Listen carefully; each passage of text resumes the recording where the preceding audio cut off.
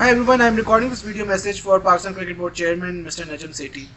इस video message में हम लोग सेठी साहब की तारीफ भी करेंगे जहां पर उन्होंने पाकिस्तान क्रिकेट टीम और पाकिस्तान क्रिकेट बोर्ड के लिए स्टैंड लिया और जहां पर उनका स्टांस दुरुस्त था। उनको अप्रिशिएट भी करेंगे, लेकिन साथ साथ एक न्यूट्रल और रैशनल अप्रोच अपना कर देखेंगे कि पाकिस्तान ने अपना केस कैसे प्रेजेंट किया है, चाहे वो एशिया कप की होस्टिंग राइट्स की बात हो, चाहे वो 2025 की चैंपियंस ट्रॉफी की होस्टिंग की बात हो, या इंडिया जाना हो 2023 के वर्ल्ड कप के लिए। हम लोग ये भी देखेंगे कि जो सेठी साहब के एडवाइजर्स हैं, जो उनको एडवाइस करते हैं, मशवरे देते हैं, उनको क्या उन्होंने सही मशवरे दिए हैं। क्योंकि रिसेंटली एक बहुत बैफलिंग जो थी वो उनकी तरफ से स्टेटमेंट आई थी इंटरनेशनल मीडिया और इंडियन मीडिया में, जिसके बाद से वो स्टेटमेंट को रिफ्यूज कर दिया गया इंडियन मीडिया की तरफ से, एक बीसीसीआई सोर्स की तरफ से। एएनआई को जो उन्होंने रिपोर्ट दी एक बीसीसीआई सोर्स ने, जिसमें पाकिस्तान की टेस्ट सीरीज के हवाले से बात हुई अगेंस्ट इंडिया आफ्टर 16 ईयर्स। क्योंकि सेठी साहब की तरफ से एक बहुत ओपन स्टेटमेंट आई थी कि ऑस्ट्रेलिया या इंग्लैंड स्पेशली वहां पर पाकिस्तान और इंडिया न्यूट्रल वेन्यू पर टेस्ट सीरीज खेल सकते हैं 16 साल के वक्फे के बाद। लेकिन क्या उसकी तुक बनती थी स्टेटमेंट की, क्योंकि उस स्टेटमेंट के कुछ ही घंटे बाद बीसीसीआई की एक सोर्स ने उसको रिफ्यूज कर दिया और उनकी तरफ से कोई भी इंटरेस्ट नहीं है to play against Pakistan in any sort of test match series या किसी भी बायलैटरल सीरीज में across any format at any venue. वो न्यूट्रल वेन्यू पे भी आपके साथ बायलैटरल सीरीज खेलने के हक में नहीं है और आप उनसे टेस्ट मैचेस खेलने की बात कर रहे हैं, वो भी ऑस्ट्रेलिया और फिर जाकर इंग्लैंड में। साथ साथ आपने एक बयान दिया जिसमें आपने कहा कि एशिया कप को हम लोग लंदन, मैनचेस्टर, बर्मिंघम या इंग्लैंड के किसी वेन्यू पर भी लेके जा सकते हैं। देखिए, फिर तो उसका एसेंस ही खत्म हो जाता है। एशिया कप तो है, वो एशिया कप बना ही एशियन कॉन्टिनेंट के लिए, सब कॉन्टिनेंट की टीम्स है उसमें, या एशियन कॉन्टिनेंट की जो टीम है जिसमें अब नेपाल जो है वो शामिल हो गई है, पहले हांगकॉन्ग भी खेलती रही है, यूएई भी खेलती रही है। तो ये कुछ वेन्यूज हैं, यहाँ आप ओमान, बहरीन या इस तरह के वेन्यूज एक्सप्लोर कर सकते हैं। आप एशियन टूर्नामेंट को किस तरह से लेकर जा सकते हैं किसी भी वेन्यू में जो कि यूरोप में है। आपको ये मशवरे कौन देते हैं? क्योंकि देखिए, मशवरे के बाद जो रिटेलिएशन आती है, जो रिएक्शन आता है इंडियन मीडिया से, वो एज अ पाकिस्तानी हम लोगों को बहुत ज़्यादा दुख देता है। वो दुख इसलिए देते हैं क्योंकि पीसीबी चेयरमैन होने के नाते आपकी एक टॉप पोजीशन है, आप बीसीसीआई के जो चेयरमैन हैं, आप रॉजर बिनी से इस तरह का कभी बयान जो है वो सुनेंगे? रॉजर बिनी के बयान के बाद अगर पाकिस्तान मीडिया उसको रिफ्यूज करता है फौरन, तो क्या इज्जत रह जाती है उनकी?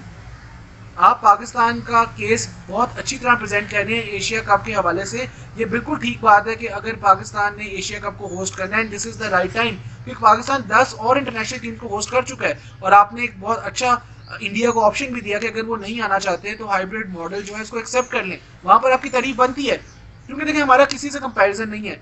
हम लोग ये नहीं कह सकते कि इंडिया ने 1990 में होस्ट किया एशिया कप तो पाकिस्तान भी ना करे। अब पाकिस्तान 2008 में किया, उसके बाद पाकिस्तान अभी सिचुएशन में है कि दोबारा होस्ट कर सकता है, क्योंकि बीसीसीआई ने और जो इंडिया के बाकी जो टॉप इस वक्त ऑफिशियल्स हैं जिसमें उनके चेयरमैन भी शामिल हैं, उन लोगों ने ये डिसीजन लेना है चैंपियंस ट्रॉफी के अंदर, और वो डिसीजन डिपेंड करेगा आपके वर्ल्ड कप के डिसीजन में।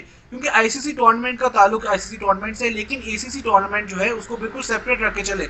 आपका ये बिल्कुल स्टांस सही था, और यहाँ पर जहाँ पर आप पुश भी कर रहे हैं कि आपको 4 मैचेस जो है वो करवाने दिए जाएं पाकिस्तान में, इंक्लूडिंग पाकिस्तान वर्सेस नेपाल, और जो श्रीलंका, बांग्लादेश, अफगानिस्तान का ग्रुप है उसके 3 मैचेस यहाँ पर हों, ताकि आपका केस स्ट्रॉन्ग हो और आगे आप एक पैगाम दे सकें कि आपकी चेयरमैनशिप में पाकिस्तान ने एशिया कप होस्ट किया, जो कि 2008 में किया था। तो एक लंबा अरसा है, 15 साल का, जिसके बाद पाकिस्तान एक मल्टी नेशन टूर्नामेंट होस्ट करने जा रहा है। This is a landmark event, यहाँ पर आपकी तारीफ करना बनता है। लेकिन जहां पर आप इस तरह की स्टेटमेंट्स देते हैं, अभी एक तरह से एक डेडलॉक है। अभी आपको जय शाह साहब की तरफ से या पंकज हिमजी की तरफ से कोई इस तरह की ग्रीन लाइट नहीं मिली है, या किसी ने अब तक जाकर ये अनाउंस नहीं किया है कि पाकिस्तान का जो 2.0 का हाइब्रिड मॉडल है वो एक्सेप्ट कर लिया गया एशिया कप की तरफ से, एशियन क्रिकेट काउंसिल की तरफ से। और अब एशिया कप जो है वो 2 वेन्यूज पर हो रहा है, पाकिस्तान, श्रीलंका / दुबई।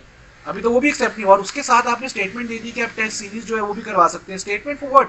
देखिए, जब एक स्टेटमेंट का जवाब इंडियन मीडिया की तरफ से विद इन 2 आवर्स आता है और वो इतना तल्ख और हार्श जो है वो जवाब है, तो it really hurts as a cricket fan. At the end of the day, we are Pakistan cricket fans and we cannot expect you to be humiliated or ashamed in front of anyone, let alone India। कोई भी cricket board या किसी भी cricket fraternity या किसी भी cricket के जो मीडिया या जर्नलिस्ट हैं उनके सामने हम लोग एक्सपेक्ट नहीं कर सकते, वी कैन नॉट, हम अज्यूम भी नहीं कर सकते कि आप जो है वो जाकर कहीं पर इंफीरियर जो है वो साबित हों। क्योंकि देखिए आपकी स्टेटमेंट्स अगर बहुत ज़्यादा आने लगेंगी और उनको फिर रिफ्यूज़ कर दिया जाएगा। फिर रमीज़ राजा साहब की भी एक दो स्टेटमेंट्स आई थी कि कैसे आप लोगों ने सोच लिया कि आप एशिया कप जो बाहर कर सकते हैं या पीएसएल जो आप बाहर कर सकते हैं। एक और बहुत इंपॉर्टेंट चीज़ है कि जब आप कोई न्यूज़ छोड़ते हैं, अपने जो कुछ आपके मीडिया में लोग हैं जिनको आप एक आधी न्यूज़ देते हैं, फिर रिएक्शन चेक करते हैं, टेस्ट करते हैं वोटर्स को, उसके बाद आप कह देते हैं ये तो शायद हमारी स्टेटमेंट ही नहीं थी और ये तो मीडिया में सिर्फ बातें हैं। वो मीडिया में बातें नहीं है।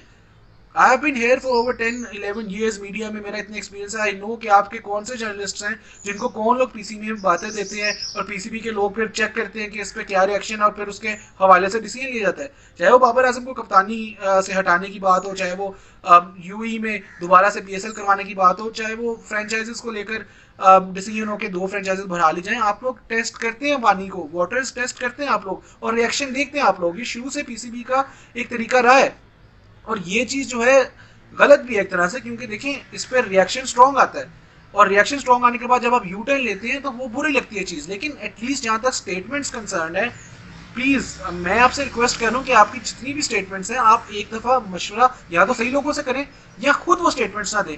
बीसीसीआई की सोर्स की तरफ से स्टेटमेंट आती है और आप एज ए पीसीबी चेयरमैन खुद एक स्टेटमेंट देते हैं। फिर जो बीसीसीआई वाले 2 से 3 घंटे में एएनआई के थ्रू, पीटीआई के थ्रू, इंडियन एक्सप्रेस के थ्रू रिफ्यूज कर देते हैं। देखिए उनकी तरफ से कोई ऑफिशियल स्टेटमेंट भी नहीं आती है। उनके जो, मैं फिर से कह रहा हूँ, चेयरमैन है रॉजर बिनी है, सेक्रेटरी है जय शाह, वो आकर इतने वोकल भी नहीं होते हैं वो, क्योंकि वो इस चीज़ को इतनी इंपॉर्टेंस नहीं देते हैं।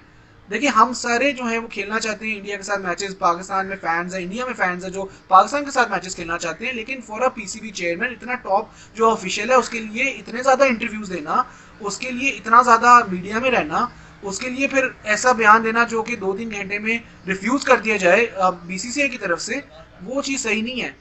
तो प्लीज़ मेरी आपसे रिक्वेस्ट है कि एज अ फैन तो हम लोग जो है वो बातें कर देते हैं, या चेयरमैन क्योंकि आप हैं, आप इस चीज़ को देखते हैं कि मीडिया में ये बातें हो रही हैं, फैन से बातें करें, लेकिन आपका बात करना डिफरेंट है। आप चुनकर बातें करें प्लीज़। अपने जो इर्द गिर्द लोग हैं या तो उनको बेहतर करें, अपने एडवाइजर्स चेंज करें या सेकंड ओपिनियन लें, कुछ भी करें। लेकिन मैं आपसे सिर्फ रिक्वेस्ट कर रहा हूँ कि जहाँ पर आपकी मैंने तारीफ़ की है, जहाँ पर आपने स्टैंड ली है, वहाँ पर आपकी तारीफ़ करना बनती है। लेकिन जहाँ पर आपके बयानात हैं जो कि इंडिया की तरफ से और बाकी बोर्ड्स की तरफ से रिफ्यूज़ कर दिए जाते हैं, वहाँ पर आपको दोबारा से सोचना होगा। Thank you.